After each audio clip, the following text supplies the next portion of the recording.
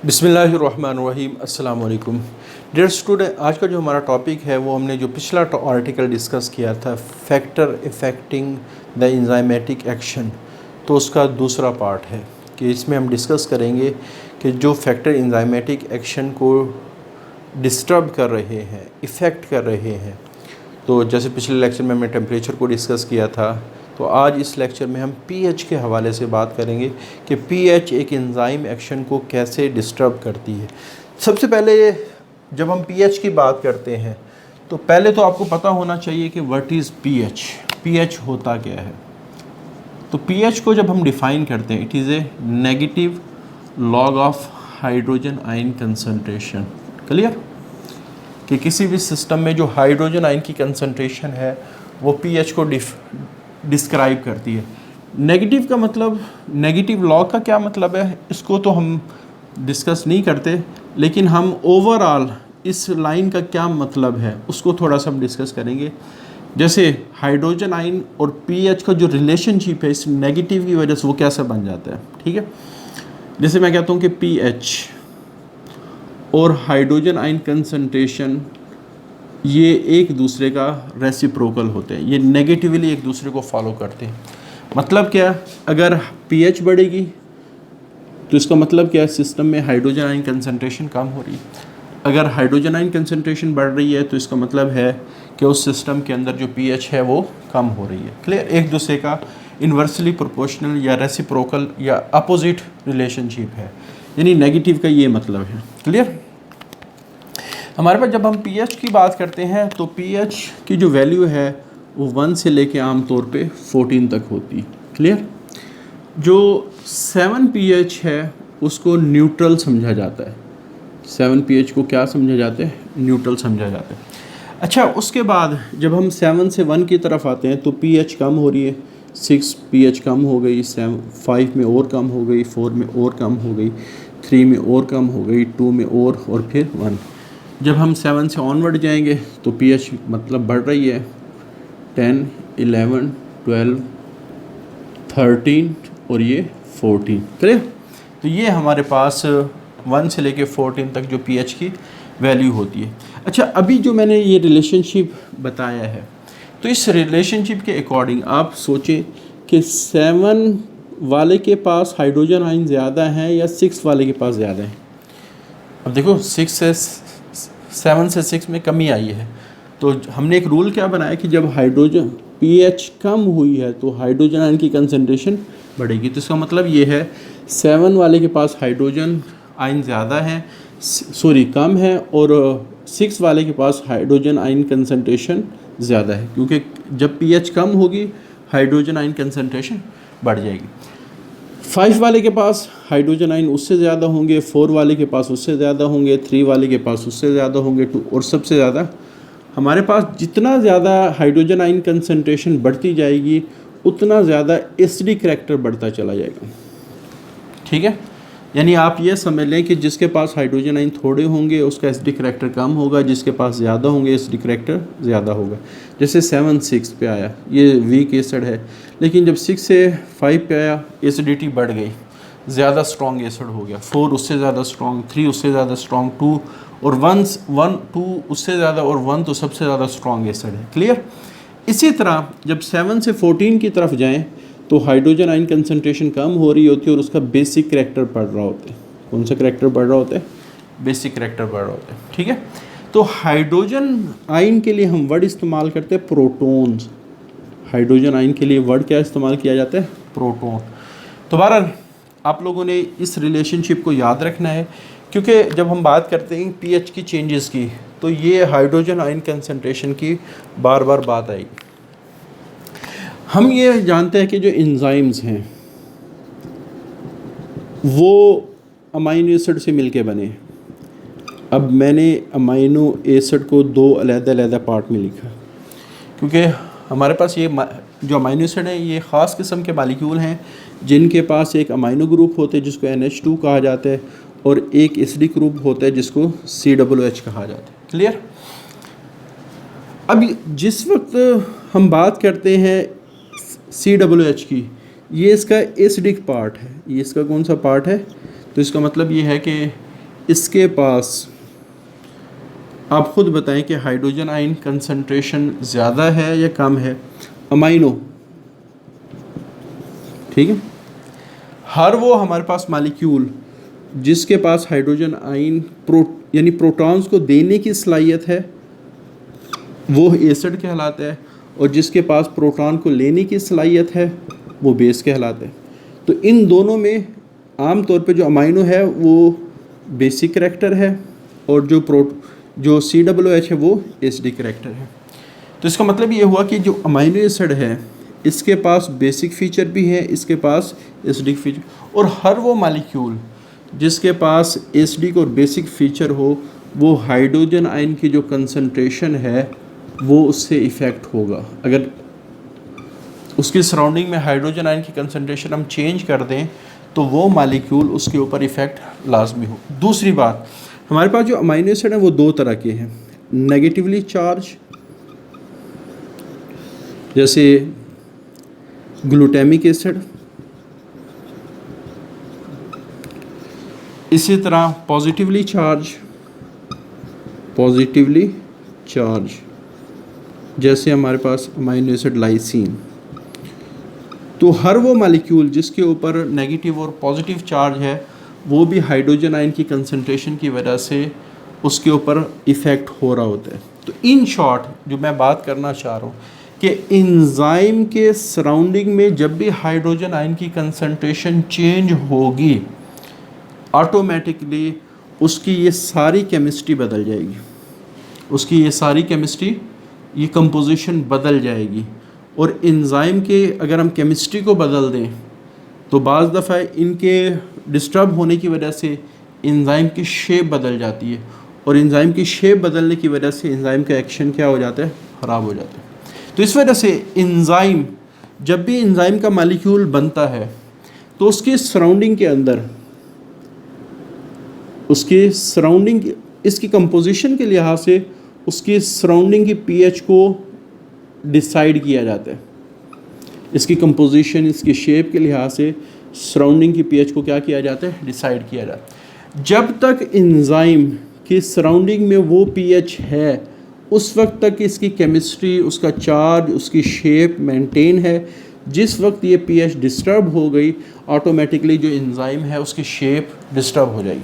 तो इस वजह से इस सराउंडिंग पीएच का मेंटेन रहना, क्योंकि और ये लाजमी नहीं कि हर एंजाइम की एक ही तरह की हो, हर एंजाइम की ये जो पीएच है वो डिफरेंट होती है। क्योंकि हो सकता है किसी में बेसिक अमाइनो एसिड की तादाद ज़्यादा हो, किसी में आप कह सकते हैं एसिडिक अमाइनो एसिड की तादाद ज़्यादा हो सकता है किसी एंजाइम के अंदर नेगेटिवली चार्ज एक्टिव साइट पर ज़्यादा हो सकता है किसी एंजाइम के अंदर पॉजिटिवली चार्ज एक्टिव साइट के ऊपर अमाइनो एसिड ज़्यादा हो। तो ऑटोमेटिकली हमारे पास एंजाइम किस नेचर का है उसी नेचर के लिहाज से उसकी पीएच डिसाइड होती है। क्लियर? लेकिन एक दफ़ा जब उसकी पीएच डिसाइड हो गई तो ऑटोमेटिकली फिर वो उसी पीएच पे काम करेगा, और वो पीएच जिस पर एंजाइम अपनी शेप को, अपने फंक्शन को मेंटेन और मैक्सिमम अंदाज में परफॉर्म कर रहा होता है तो वो क्या कहलाता है, ऑप्टिमम पीएच कहलाता है। Enzyme work at maximum rate at narrow range of pH. तो हमारे पास एक पीएच की एक मखसूस रेंज है जिसके ऊपर ऑप्टिमम, जिसके ऊपर एंजाइम बेस्ट काम करते हैं। अगर हमने इस पीएच को बदल दिया, थोड़ा बदलेंगे थोड़ा इफेक्ट होगा, ज़्यादा बदलेंगे ज़्यादा इफेक्ट होगा। ठीक है? जैसे मिसाल के तौर पे कुछ अमाइनो एसिड की एक्टिव साइट ऐसी होती हैं, जैसे मैं कहता हूँ कि पेप्सिन वो अपनी एक्टिव साइट पर, जैसे मैं पेप्सिन की बात करता हूँ, एक अमाइनो एसिड रखती है जिसका नाम है एस्पार्टिक एसिड। क्या रखती है? Aspartic acid. अब एस्पार्टिक एसिड उस वक्त सही काम करता है जब ये प्रोटोनेटेड रहता है, कि इसका प्रोटॉन इसके पास ही रहे। क्लियर? ये उस वक्त सही काम करता है। क्लियर? और ये उसी वक्त पॉसिबल है जब इसकी सराउंडिंग में इतने ज़्यादा प्रोटॉन हो कि वो उसको हर वक्त क्या रखें, प्रोटोनेटेड रखते हैं। तो हर वो एंजाइम जिसके अमाइनो एसिड को अपने फंक्शन के लिए प्रोटोनेटेड फीचर चाहिए, करैक्टरिस्टिक चाहिए, तो वो एसिडिक एंजाइम में काम करते हैं। एसिडिक इन्वायरमेंट में काम करती है, क्योंकि हाइड्रोजन आयन का इन्वायरमेंट में मौजूद होना ये शो करता है एसिडिटी को। अभी मैंने बताया ना, जितना ज़्यादा pH कम होगी हाइड्रोजन आयन उतने ज़्यादा होंगे, और जितने ज़्यादा हाइड्रोजन आयन ज़्यादा होंगे कंडीशन क्या होती जाएगी, एसिडिक। लेकिन इसके अपोजिट पेप्सिन एक प्रोटीन डाइजेस्टिंग है। इसी तरह हमारे पास ट्रिप्सिन भी एक प्रोटीन डाइजेस्ट, इसकी आप कह सकते हैं एक्टिव साइट में एक अमीनो एसिड है हिस्टिडीन। इसको फंक्शन को परफॉर्म करने के लिए डीप्रोटोनेशन चाहिए कि इसके जो प्रोटॉन्स हैं वो इससे निकलते रहें, और ये उसी वक्त पॉसिबल है जब उसके सराउंडिंग में हाइड्रोजन आयन कम हो या OH आयन ज़्यादा हो, क्योंकि बेसिक कैरेक्टर का मतलब क्या है, हाइड्रोजन आयन की कमी, OH आयन का ज़्यादा होना। ठीक है, तो इस वजह से कहा जाता है कि जब हमारे पास कोई भी एंजाइम बनता है तो सबसे पहले उसकी ऑप्टिमम pH डिसाइड होती है। जैसे यहाँ एक टेबल बना हुआ है, पेप्सिन 1.5 1.6 एसिडिक pH पे काम करते हैं। सिलेवरी एमाइलेज ये वीक एसिड, सुक्रेज ये बहुत ही ज़्यादा वीक एसिड पे काम करते हैं।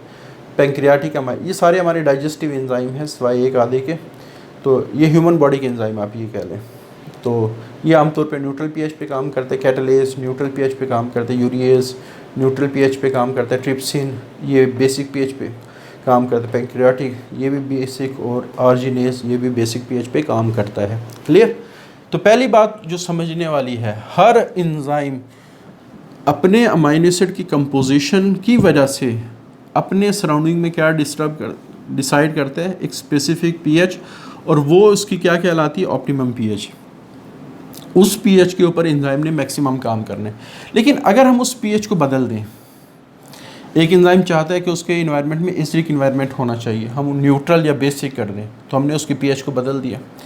लेकिन अगर हम चाहते हैं कि एक एंजाइम है वो बेसिक pH पे काम करे, अगर हमने उसके इन्वायरमेंट में pH एसिडिक कर दी, न्यूट्रल कर दी, अब इफ़ेक्ट क्या होगा कि वो हमारे पास जो ग्लोबुलर स्ट्रक्चर है, क्योंकि अमीनो एसिड की केमिस्ट्री जब डिस्टर्ब होती है तो ऑटोमेटिकली जो ग्लोबुलर स्ट्रक्चर है वो डिस्टर्ब होना शुरू हो जाता है। तो एंजाइम का जो globular structure is held by bond, तो वो बॉन्ड जो मुख्तलिफ़ किस्म के जो अमीनो एसिड हैं, जैसे नेगेटिवली चार्ज ग्लूटामिक एसिड है, लाइसिन पॉजिटिव है, तो इनके दरमियान में जो बॉन्डिंग होती है, it is highly sensitive to hydrogen ion concentration. तो ये हाइड्रोजन आयन कंसनट्रेशन की वजह के लिहाज से बड़ी सेंसिटिव होती है, बड़ी नाजुक होती है। अगर हाइड्रोजन आयन कंसनट्रेशन को चेंज करने का क्या मतलब है, हमने एंजाइम्स के अमीनो एसिड की आयनाइजेशन कर दी। लेकिन ये भी लाजमी नहीं कि एंजाइम की आयनाइजेशन ही हो, सबस्ट्रेट के मालिक्यूल की आयनाइजेशन कर दी। क्योंकि हमने एक बात डिस्कस की थी, एंजाइम उस वक्त प्रॉपर काम करता है क्योंकि एंजाइम की एक्टिव साइट के ऊपर एक मखसूस चार्ज होता है। जैसे मैं कहता हूँ एक एक्टिव साइट, उसके ऊपर पॉजिटिव चार्ज है, तो सबस्ट्रेट उसके ऊपर क्या होगा, नेगेटिव चार्ज होगा। लेकिन अगर हाइड्रोजन आयन सबस्ट्रेट को पॉजिटिव कर दे तब भी प्रॉब्लम होता है, या इसको नेगेटिव कर दे तब भी प्रॉब्लम होता है। ठीक है, तो बहरहाल सबस्ट्रेट की आयनाइजेशन बदल जाए या एंजाइम की आयनाइजेशन बदल जाए तो बॉन्डिंग या बाइंडिंग जो है वो एंजाइम के सबस्ट्रेट के साथ सही अंदाज में नहीं होगी। और ज़ाहिर बात है जो बाइंडिंग ही सही अंदाज में नहीं होगी तो रिएक्शन भी सही अंदाज में नहीं चलेगा। क्लियर? हाँ, अगर बदलाव थोड़ा सा आए, देखो हम कहते हैं कि यहाँ 10 पॉजिटिव चार्ज होने थे, तो अगर 2 नेगेटिव हो गए, बस 8 पॉजिटिव हैं, तो इसका मतलब है एंजाइम चलेगा तो सही, लेकिन आहिस्ता होगा, थोड़ा होगा, थोड़ी सबस्ट्रेट प्रोडक्ट में क्या होंगी, कन्वर्ट होंगी। लेकिन अगर यहाँ 6 हो जाए पॉजिटिव से नेगेटिव में, ऑटोमेटिकली ज़ाहिर बात है फिर मुकम्मल तौर पे जो सबस्ट्रेट है वो इसके साथ बाइंड कर ही नहीं सकती और एंजाइम की जो एक्टिविटी है वो ब्लॉक हो जाए। लेकिन अगर हम बहुत ही ज़्यादा एक्सट्रीम चेंज कर दें, बहुत ही ज़्यादा एक्सट्रीम चेंज कर दें, मसलन पेप्सिन है वो आमतौर पे 1.5 और 1.6 पे काम करते हैं, लेकिन उसके इन्वायरमेंट के अंदर हमने जो pH कर दी वो 8 कर दी। अब ये इसके लिहाज से बहुत ज़्यादा चेंज है। अगर 1.5 से 3 तक आ गई तो इसका मतलब है गुजारा हो जाएगा, या तो एंजाइम का एक्शन कम हो गया या थोड़ा सा वो वक्ती तौर पे ब्लॉक हो जाएगा। लेकिन अगर हमने उसकी पीएच को बहुत ज़्यादा बदल दिया, उसकी इन्वायरमेंट की, था वो 1.5 वाला, हमने कर दिया 8, ये एक्सट्रीम चेंज कहलाता है। ये क्या करेगा कि जो हमारे पास पॉजिटिव नेगेटिव के दरमियान जो बॉन्डिंग हुई है, जो हाइड्रोजन बॉन्ड बने हैं, जो एसिड और बेस के दरमियान हाइड्रोजन बॉन्ड बने हैं, उन सारों को ये तोड़ देगा। और जब किसी एंजाइम के बॉन्ड टूटना शुरू हो जाए तो अब हम क्या कहेंगे कि एंजाइम डीनेचर हो गया। क्लियर? तो इस तरह फाइनल रिज़ल्ट क्या है, या इस पूरे टॉपिक की समरी क्या है कि एंजाइम की पीएच, उसके एनवायरनमेंट की पीएच चेंज नहीं होनी चाहिए अगर एंजाइम को प्रॉपर और सही अंदाज में फंक्शनल रखना है। थोड़ी चेंज पे एंजाइम का एक्शन कम होगा, उससे ज़्यादा चेंज हो गए हो सकता है वो ब्लॉक हो जाए लेकिन डीनेचर ना हो, उससे ज़्यादा चेंज हो गए वो डीनेचर हो जाएगा। और जब एक दफ़ा एंजाइम डीनेचर हो गया तो फिर दोबारा वो कभी भी काम नहीं कर सकता, फिर आपको नया एंजाइम बनाना पड़ेगा, उस एंजाइम से दोबारा एंजाइमेटिक एक्टिविटी आप नहीं ले सकते। तो ये हमारे पास दूसरा फैक्टर था, इसको अच्छी तरह समझेंगे और इसको याद भी करेंगे। आज के लिए इतना ही, अल्लाह हाफिज़।